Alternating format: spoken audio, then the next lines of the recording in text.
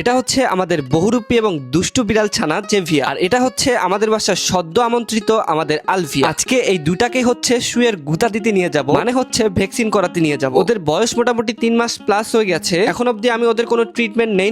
আজকে ভেটের কাছে যাব এবং দেখবো ওদের আরো কোনো প্রবলেম আছে কিনা। চলেন যাওয়া যায়। ওদেরকে যাতে সুন্দরভাবে নিয়ে যাওয়া যায় তাই আমি ক্যারি করার জন্য এই খাঁচাটা নিলাম, আর কোনোভাবে যদি লেট হয়ে যায় তাই ওদের জন্য আমি একটু ক্যাট ফুডও নিয়ে নিলাম। এখন হচ্ছে যাওয়ার পালা। এখন বাহিরে এসে দেখি একটা রিক্সাও নাই, মোটামুটি অনেকক্ষণ অপেক্ষার পর একটা রিক্সার দেখা মিলে, ওইটাতে উঠে হচ্ছে আমি রওনা দিলাম।